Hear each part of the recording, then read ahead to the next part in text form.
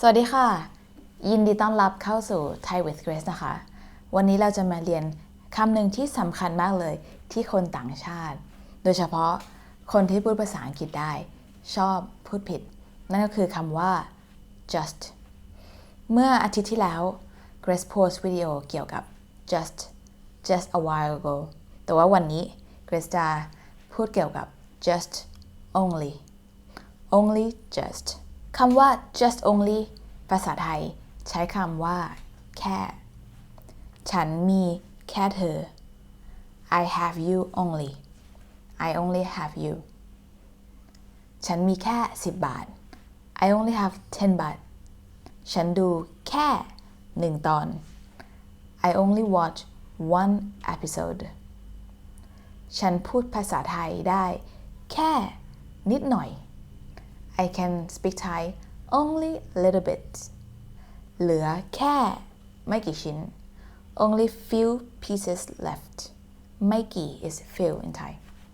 คุณอาจจะเคยได้ยินคำว่าเพียงหรือว่าเพียงแค่ตัวอย่างเช่นฉันมีเพียงเธอหรือว่าฉันมีเพียงแค่เธอแล้วมันแตกต่างกันยังไงล่ะคะกับคำว่าแค่ฉันมีแค่เธอฉันมีเพียงเธอฉันมีเพียงแค่เธอฉันมีแค่1 บาทฉันมีเพียง1 บาทฉันมีเพียงแค่1 บาทความแตกต่างก็คือคำว่าเพียงกับเพียงแค่เป็นทางการมากกว่าฟังดูสวยกว่าฟังดูเพราะกว่าแล้วก็ใช้ในเพลงหรือว่าใช้ในกลอนเพราะฉะนั้นคำที่ใช้บ่อยที่สุดในการพูดประจำวันก็คือคำว่าแค่เราสามารถแทนที่คำว่าแค่ที่ Grace เพิ่งพูดไปด้วยคำว่าเพียงหรือเพียงแค่มาดูตัวอย่างกันนะคะฉันมีเพียงแค่10 บาทฉันมีเพียง10 บาท I only have 10 baht เหลือเพียงแค่10 ชิ้น There are only 10 pieces left เหลือเพียง10 ชิ้น There are only 10 pieces left ฉันพูดภาษาไทยได้เพียงแค่นิดหน่อยแต่ว่าจำไว้นะคะว่าคำว่าเพียงกับเพียงแค่ใช้ไม่บ่อย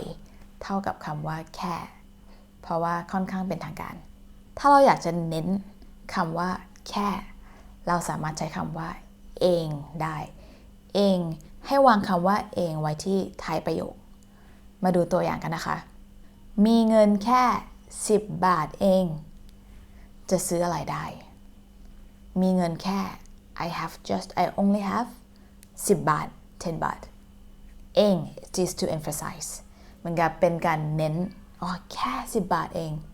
What can I buy จะซื้ออะไรได้สมมุติมีคนบอกว่าโอ้ Grace เก่งมากเลยพูดได้หลายภาษาไม่ใช่ค่ะพูดได้แค่ภาษาอังกฤษ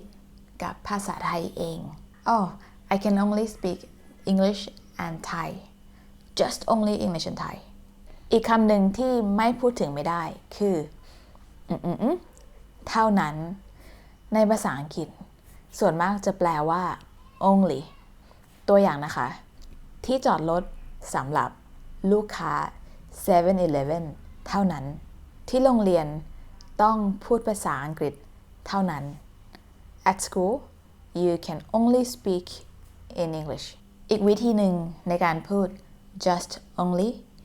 คือการใช้คำว่าอย่างเดียวใช้คำว่าอย่างเดียวที่ท้ายประโยคที่ปลายประโยคเมื่อเราใช้คำว่าอย่างเดียวที่ปลายประโยคนั่นหมายถึงว่า only this and nothing else เรามาดูตัวอย่างกันนะคะเดินตรงไปอย่างเดียว just keep walking straight เดินตรงไปอย่างเดียวอย่าเลี้ยวขวาอย่าเลี้ยวซ้าย don't go right don't go left just go straight เดินตรงไปอย่างเดียวเรียนอย่างเดียวอย่าสนใจเรื่องอื่น only study don't care about anything else แล้วถ้าเราอยากจะพูดในแง่ลบนิดนึงล่ะคะแบบ